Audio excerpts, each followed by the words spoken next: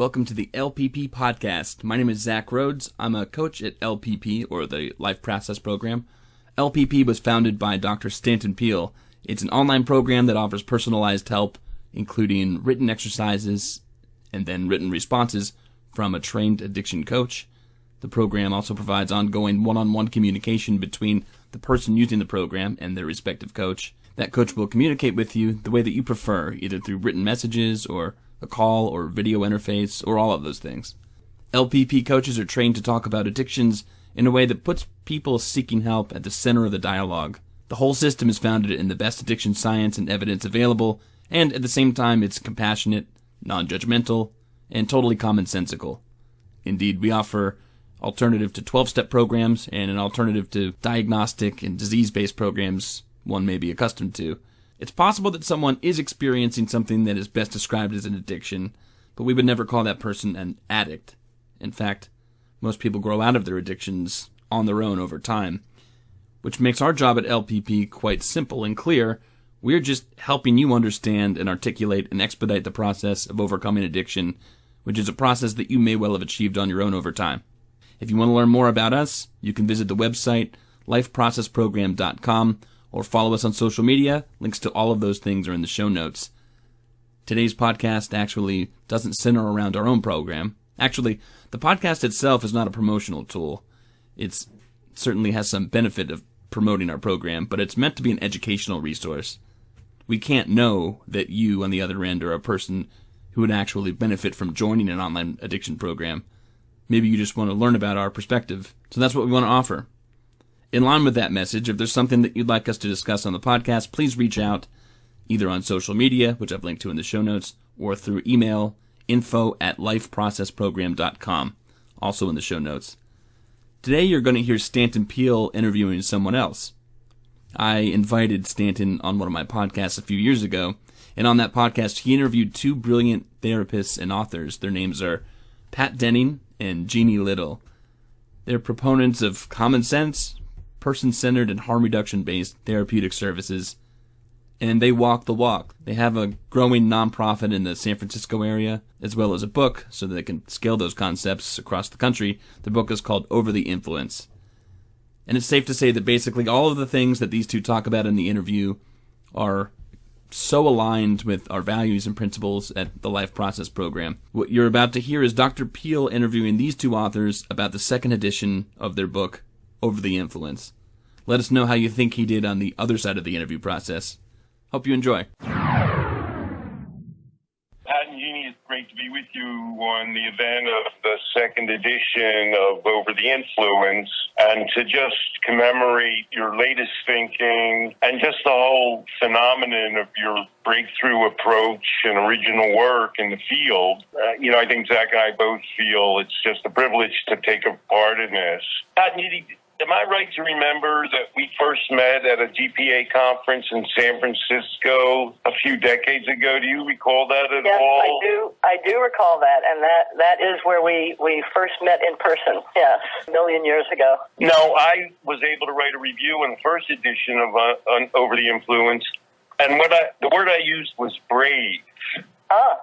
And your work struck me as the first time that I saw people unabashedly endorse a truth that everybody else in the field seemed to be ignoring, which was many people, virtually all people, take substances of different types, and some at different times have more or less problems. And your concept, as I read it in Over the Influence, is all of these people, if they want it, deserve to be treated with respect and help. That struck me as such an honest and straightforward truth, but at the same time as a radical departure from the standard treatment model. Do you feel I'm in the right, I've got the right beam on this? Yeah, absolutely, and I think it's that spirit that has carried us forward from the year 2000 till now.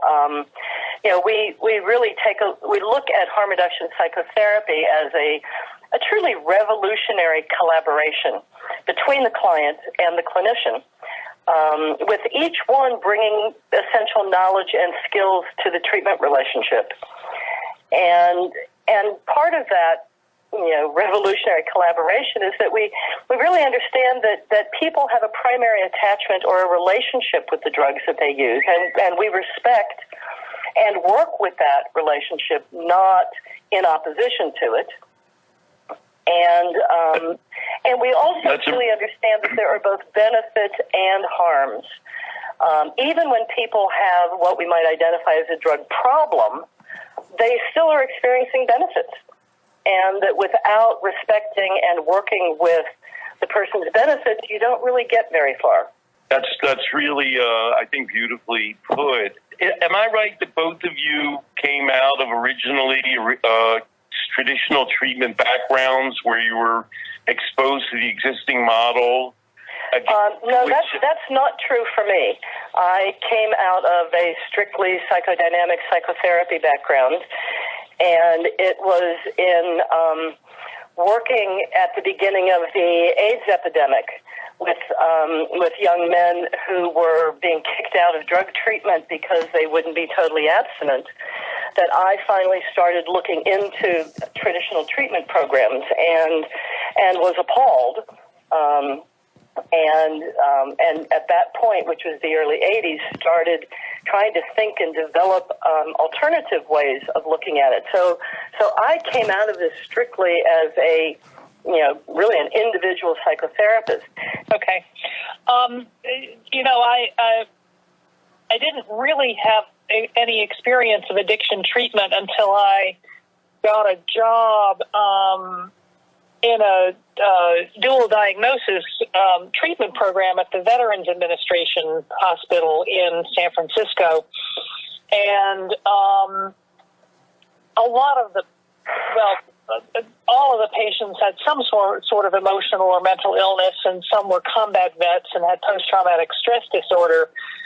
The program was actually really very attentive to both people's mental health distress or emotional distress and symptoms and so forth, as well as to their substance use issues. The problem that I found was that the mode of treatment, when the staff was talking to the clients about their addiction, so to speak, was very confrontational and disrespectful. And as a social worker, I just thought this was odd. Why would you take a directive and disrespectful and dismissive sort of attitude to somebody when they were struggling with drugs? When you were talking with them about their emotional distress, your approach to them was supportive and kind and compassionate. I thought it was bizarre. I didn't understand it. I learned more about it, and I learned that the attitude of traditional treatment was that if you didn't accept that you had that you were out of control and that you needed to quit any and all drugs immediately, then you were in denial and you were not ready for treatment. And I thought it was very strange that this seemed to be a problem that you had to have already solved before you were eligible for the treatment. So I left because I hated that, and I thought it was a terrible way to treat people. And I went to a program for homeless veterans, program that had started in the late 1980s to engage combat vets and homeless vets in sort of supportive relationships to help them get off the streets and so forth.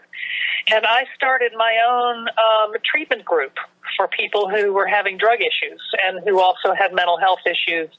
And that was really the beginning of my introduction to harm reduction. I had never heard of harm reduction, but I was told at some point after I started this group that I was doing harm reduction, which meant that I was offering a supportive treatment group to people who use drugs without asking them to quit before they actually came into the treatment.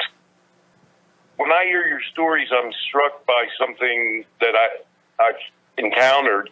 which is people with psychological and psychodynamic training or social work training would seemingly be in opposition or even offended by traditional accusatory, abstinence overall approaches that lack context. And yet what I often see is that people throw away their own training and their own instincts, looking at the whole person and their social setting, when they are exposed to the addiction and the drugs field.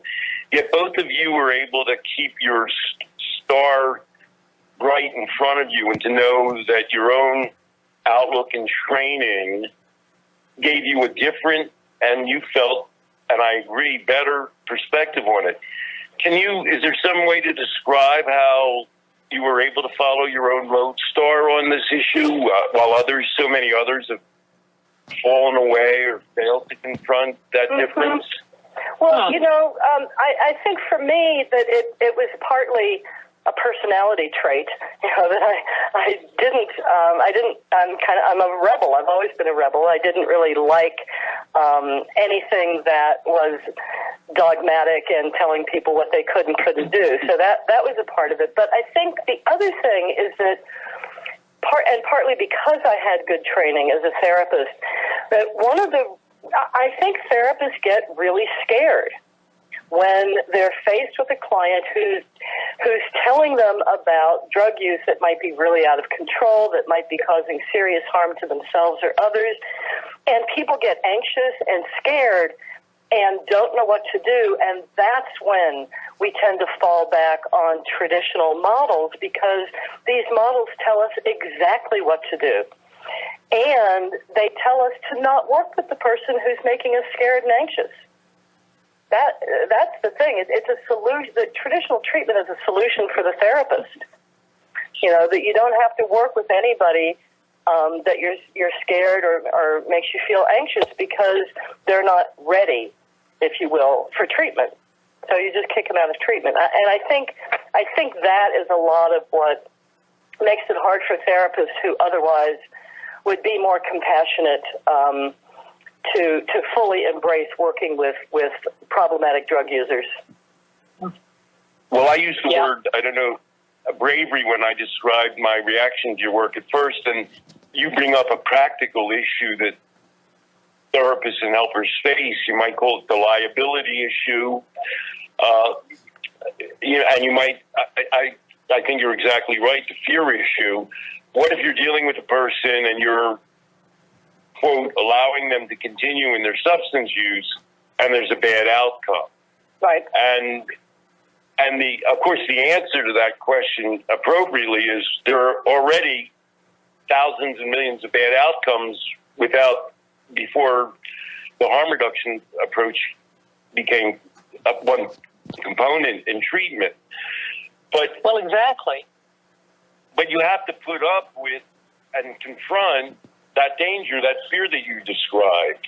And is there when you work with other therapists, how do you train them or allow them to relax in the face of that possibility of negative outcomes for which the traditional approach is quick to blame a harm reduction therapist?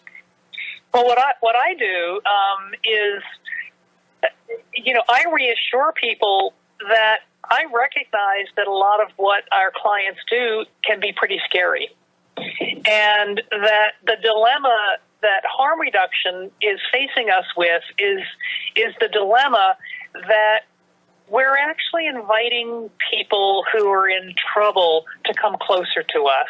We are not pushing them away from us. And I try to convey that in such a way that I'm communicating that we actually have a moral duty to get closer to people who are in trouble. And the more trouble someone is in, the harder a time someone is having, the closer we need to get to them. Because that's the only way that we can try to minimize the harm that's happening. We push them away, we increase the likelihood of harm, and that's actually not ethical. And I find a lot of people respond very positively to really getting down to the ethics and the morality of what our responsibility is to our clients, to our field, to our clients, to, the community at large. So you're actually able to recast the moral light that people might accuse you of. Oh, you let them use drugs and turn it on them. The way I do that is to say, what percentage of people are actually coming to treatment in the first place, traditional 12-step and other treatment? What percentage of them stick with it and succeed with it? And, you get down to a number of well under 10% and maybe close to 1%. Very small number.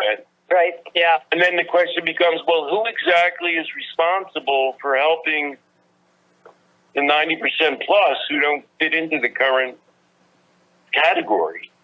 Well, right, and I think exactly there gets to be this confusion between who's responsible for a bad outcome and who's controlling the client.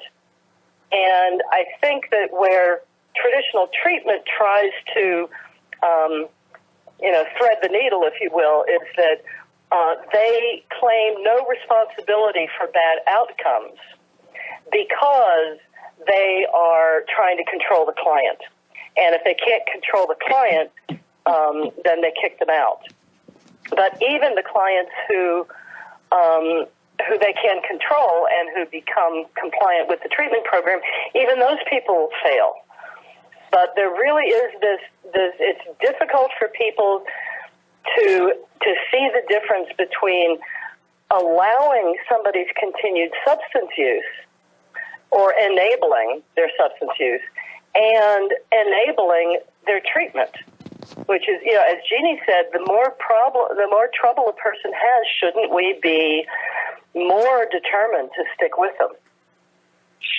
Well, that was a brilliant opening, and I think she, or maybe it was you, also said it's a joint project, the responsibility between the therapist and the client, the helper and the client, and that immediately brings to mind the issue of self-efficacy. The concept is that person's going to live their life. And so traditional therapy does this about face. It's very controlling. It lays things out exactly that you're supposed to do. On the other hand, if the person doesn't succeed, the failure is all theirs. Right. And you're talking about both the sharing, but with the idea being that you're respecting and placing the balance of power with the individual you're working with. Right. Yeah. And but also helping to take, but also taking partial responsibility when the plan fails. We like to talk about if you make a plan, or if we make a plan together and it doesn't work, well, then it wasn't the right plan. So we can always make another plan. And that destigmatizes the client, that takes the intense pressure of success or failure off the client, and it also offers a message of possibility. There are lots of plans in the world. We just need to find the one that's going to work best for you. Well, that's so true, because it's a work in progress, and you can never, in any project of any sort, you can never lay out the entire thing start to finish. A good therapist has to be responsive and developmental and evolve in the course of the relationship. Right. I think the other thing, certainly, client self-determination, regards to both treatment goals, pace of treatment, plans, everything is one of our core values. I think the other thing that really sets this work apart is that, in harm reduction therapy, we are really curious about the person's relationship with drugs. We don't assume that we know everything about it, even though we're experts. But we don't assume that we know everything about an individual person's relationship. So we are incredibly curious and incredibly open to hearing about the person's own experience with drugs. And in a way, you're doing research at exactly the same time you're helping people by being open to what they're telling you. That's right. Actually, yeah. In my first book, Practicing Harm Reduction Psychotherapy, and then when Jeannie and I revised it, we talk about that, in terms of assessment as treatment. That there isn't a time when you find out information and then you plan your treatment on it.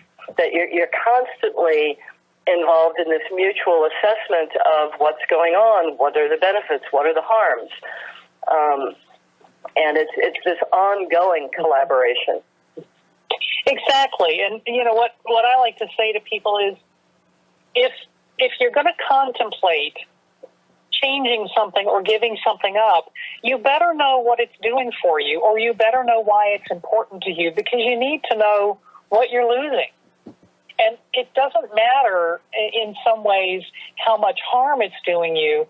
It's still something that's been around for a while and that you're familiar with, and that will leave an empty place in your life. And you'll have an easier time doing that if you really understand what it is that you're losing. Mm-hmm.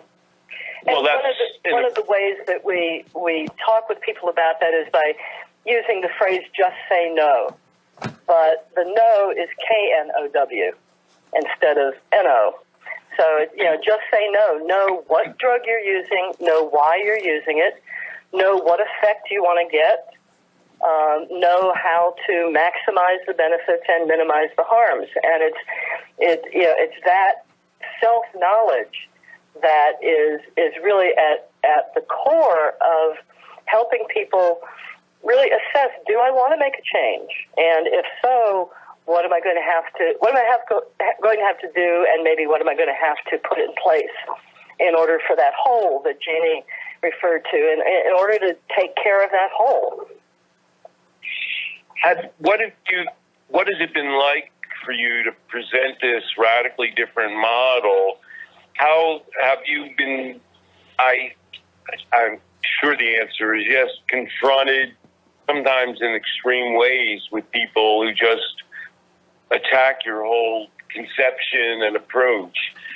Has that been a major part of your experience in the field, or something that you've had to deal with? Funny. I don't know, Jeannie, we may have different perspectives on this, but I expected more harsh disagreements and confrontations when I first started, doing talks or doing trainings, and I sort of prepared for that by being a little combative myself.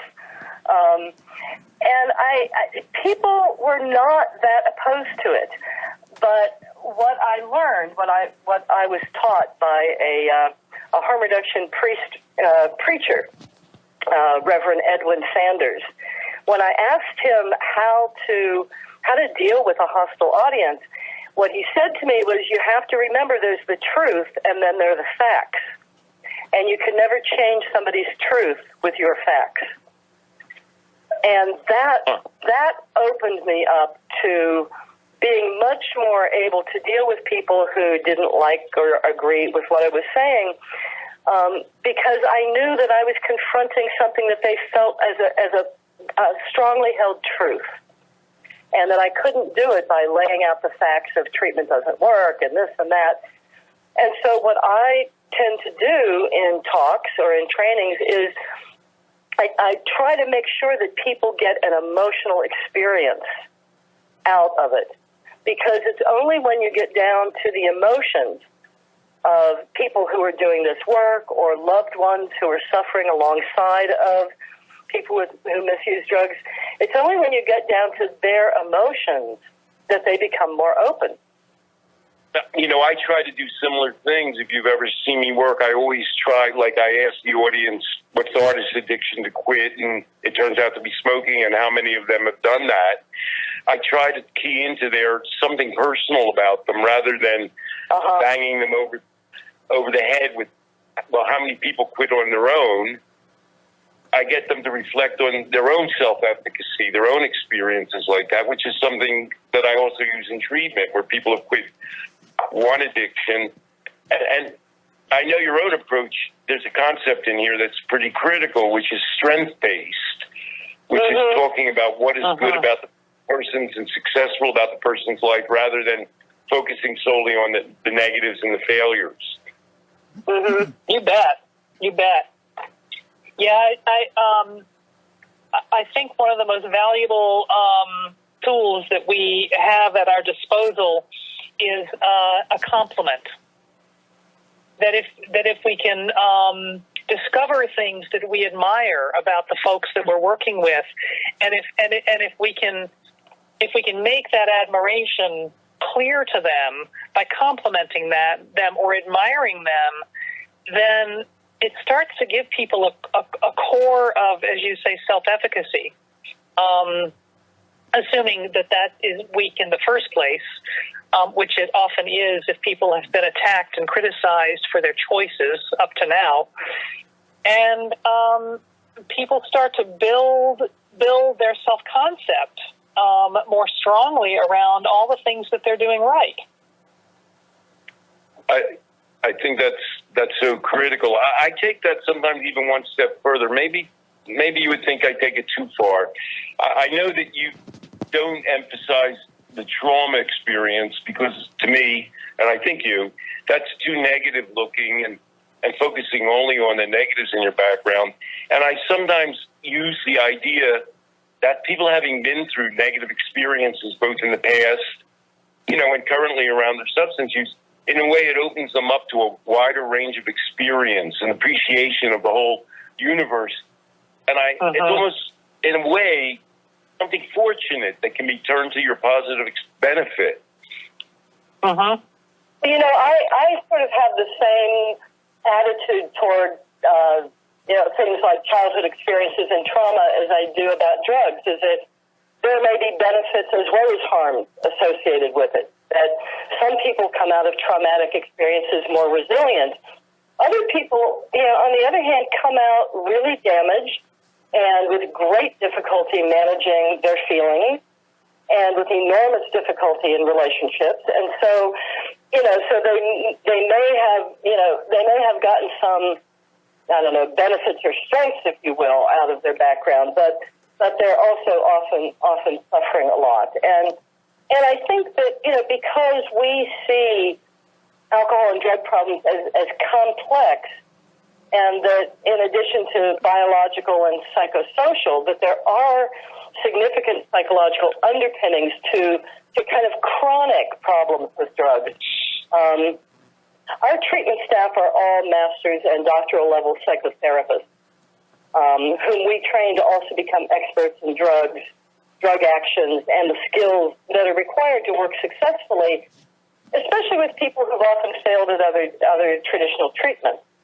So, so the strength-based approach is complemented by the understanding that people have suffered emotional harm also as a result of early childhood and early interpersonal experiences. And we just think that psychotherapists are the people who are best trained to deal with that.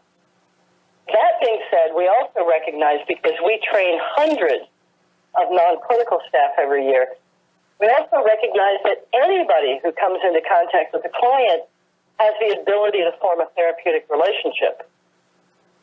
And so we do a lot of training of these attitudes and techniques with people who are doing case management or doing outreach or doing, interviews for shelter beds, who are not psychotherapists, but that we recognize can have a wonderful or negative impact on the clients that they come across. Well, one thing this latest discussion points to is that sort of an aspect that maybe people don't think about in terms of your work and your enterprise is that you are entrepreneurs. You've developed a large-scale, many-pronged organization. You have a physical place. You see clients. You do training. You work with groups. You do outreach. How was entrepreneurship part of your nature or your background? How did that allow you how did you get to be so expansive in your operation? We're crazy. How do we feel? It's serendipitous. We go wherever we're invited. Right. And we actually have Well, we say yes.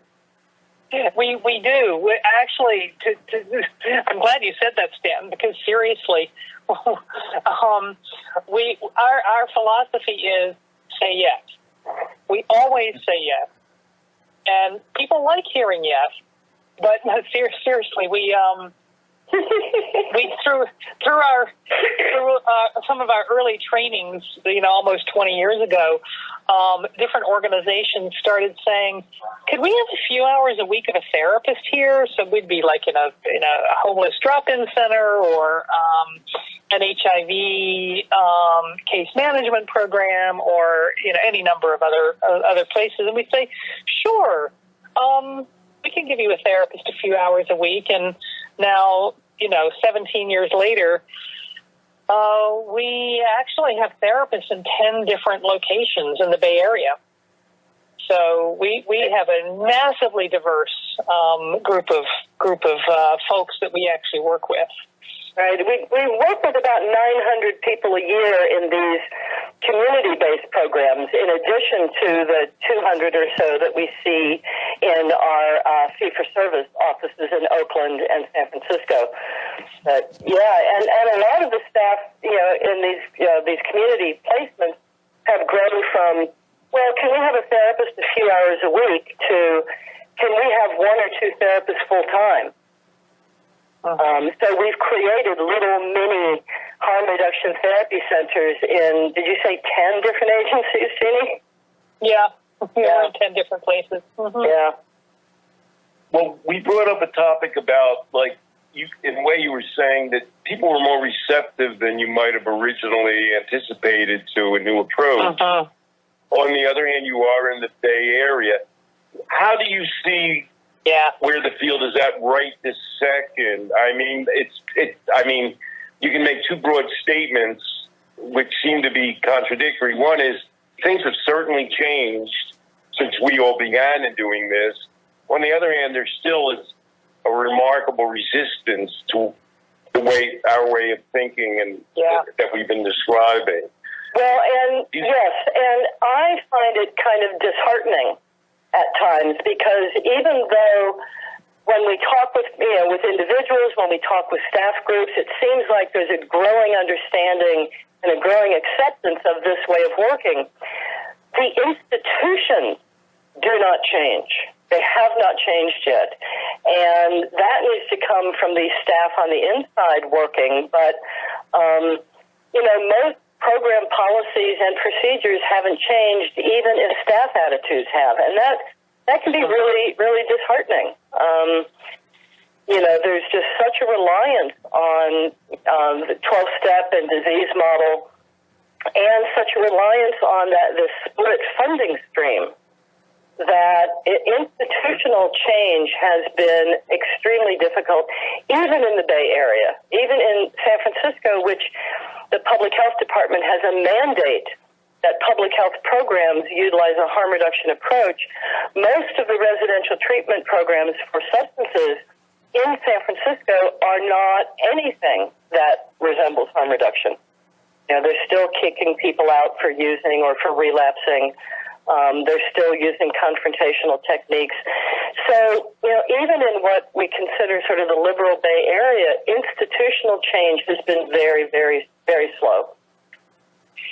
It's like that depressing old French phrase. What is it? La plus ça change. Yeah, the more things change, the more they stay the same. Yep. The more in fact, things. Jeannie? Jeannie, you're going to say something? No, it's okay. Okay, go ahead, Stanton.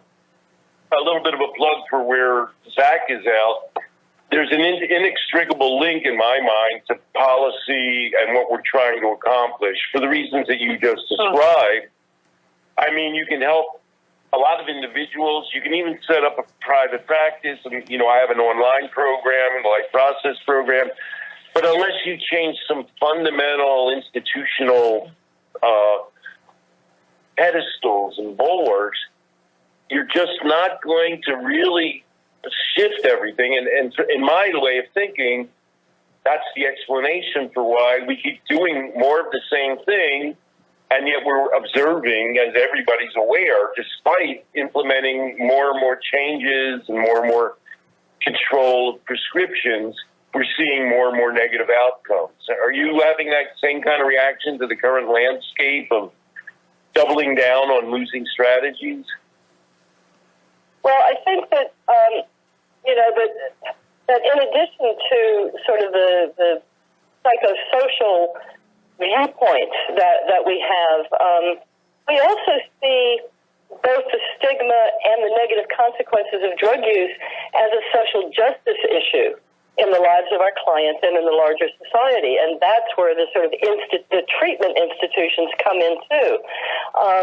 And because of the social justice perspective, that people are put in jail for drug use, that we really ourselves and we encourage other people to maintain an active engagement in changing drug policy and in working on that institutional level and changing the current treatment system that, just like our drug policy, is also based on stigma and punishment. And I think that social justice approach is very, very important. And our staff are extremely dedicated to that as well. And it's really important that we take a contextual view of so-called drug epidemics. That if you look at the larger sociocultural and economic context, the disaster that we have is not drugs. The disaster that we have is what's driving them. And when we pile criminal sanctions and stigma on top of that, it's lethal. It's a lethal combination. Yeah. Well, the way I think of it is we trace people's dysfunctional use behavior and dysfunctional use of substances to negative experiences they have had. And what's worse is if they're ongoing negative experiences, obviously, right, because that's what we can most affect. And we perceive all around us these social inequities and these feelings of disempowerment in the larger society.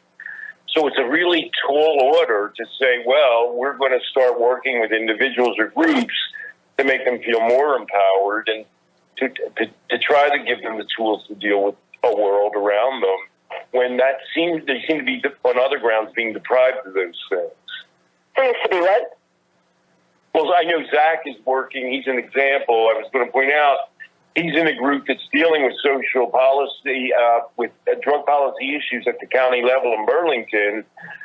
And he keeps trying to introduce these issues that I think we're all pretty familiar and comfortable with, what the context. And everybody's always running back to, prescription practices. I think it gets back to your opening comments. Well, those are easy, and blaming the drugs is easy. Right. And everything else is hard. Yep. Yeah, and there's a recent article in the New Yorker. I think it's the June 5th issue of the New Yorker. The article is called "The Addicts Next Door." And, while I don't like the term addicts, it's an article about the reality of the opioid epidemic in a small community in West Virginia. And it's one of the first and few articles that I have seen that emphasizes the sociocultural and the emotional aspects of the opioid epidemic and doesn't overly stigmatize doctors and pills and drugs, but really talks about how, these are people whose lives are fraught with poverty and lack of opportunity and depression and anxiety. And these are not individual ills necessarily. These are social ills. And people are responding to that with increased drug use, and drug dealers are responding to it with increasing the supply. But this article really points out how the opioid overdose epidemic is so much about social justice and social, sociocultural aspects to people's lives, and that it's no accident that the largest percentage of opioid overdoses happen in Rust Belt areas of the country. And among Trump supporters. we're getting a little bit towards the end of our time. Well, I don't know about that, but no, Stanton.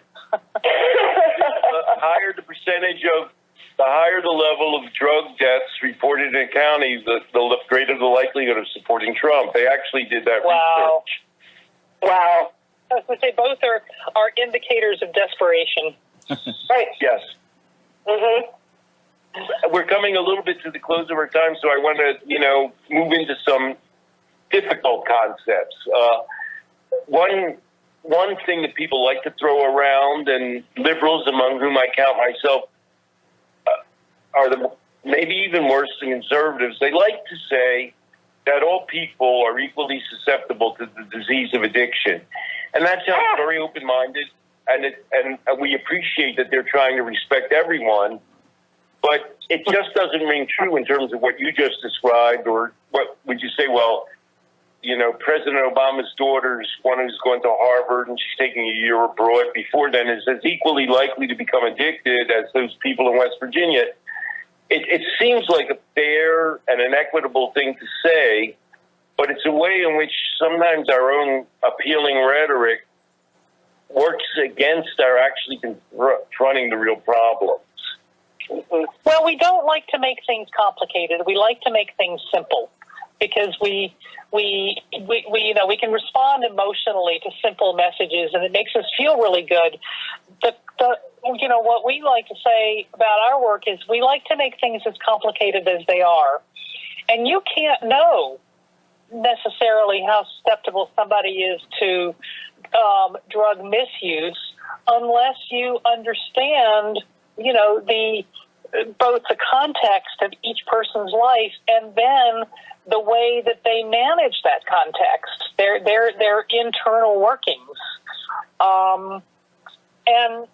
And so, just I'm getting a little hot under the collar. Making generalizations is ridiculous. Oh, right. Calling this an equal opportunity disease. First of all, I don't like you saying disease, but it hides the fact that there are social conditions that can drive, really serious drug problems. The other thing that happens, I think, is that most of the residential treatment programs that are not publicly funded are what I refer to as the high-end treatment programs, are extremely expensive. And so what you see are people who have economic means especially young people, being sent to these really expensive programs, and then those people get counted as part of the addiction statistics. When what we know is that most young people, especially young people of means, will grow out of a drug problem, at some point in their lives, usually by the time that they're 30. And yet, if their parents can afford to send them to a $40,000 a month treatment program when they're, 18, then they get counted as part of the people who become addicted. And so that makes it look like that it's an equal opportunity disease. And it's like, no, it's that high-end treatment is not equal opportunity.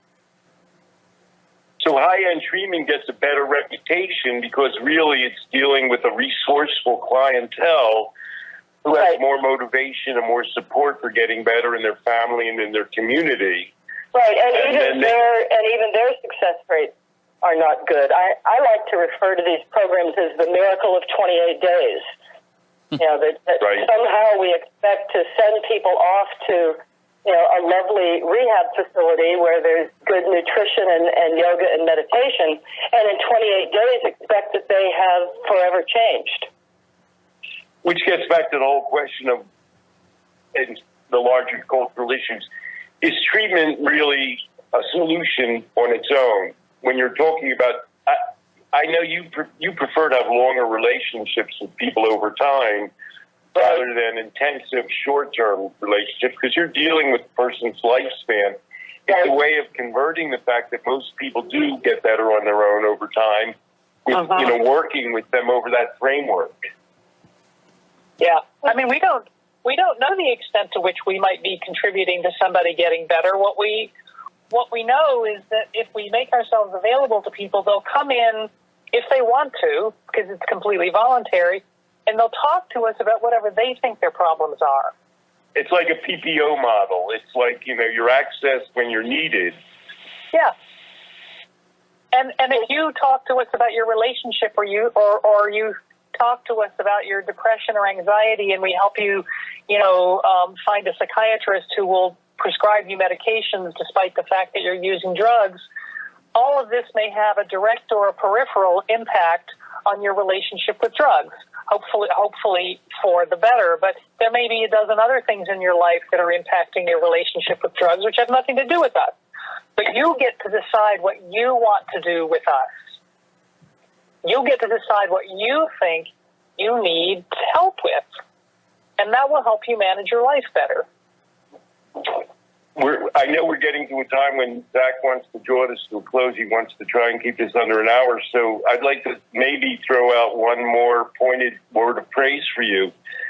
In my experience in New York, harm reduction treatment has grown, but it tends to be a more privileged kind of treatment programs. The ones that I'm aware of, obviously that leaves out needle exchange programs, which are more community-oriented.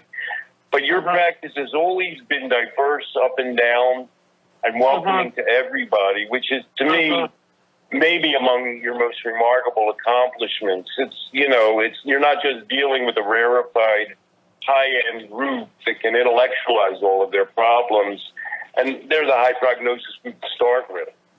Right. That's true. Yeah. Yeah, we had long-term relationships with people who, people who have, lived in marginal housing situations or lived on the streets for a really long time, whose problems are so complicated and so deep and so old. And we work with kids too. We actually work with youth who are experiencing homelessness, and youth who are fleeing to San Francisco, which is kind of a magnet from abusive homes in other parts of the country.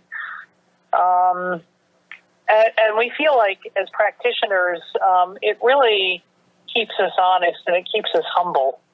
I just am amazed by your bravery because, you're taking on situations that are sometimes, if they're not irredeemable, but they represent really difficult and significant challenges where many have failed before. And, I just want to commend your work, your writing, for taking on the hard topics when you're uniquely experienced in doing that. And, we just want to make sure that you get due credit that's represented in your book for being willing to tackle all of these topics, as difficult as they are. Well, thank you. So bless the both of you for your work.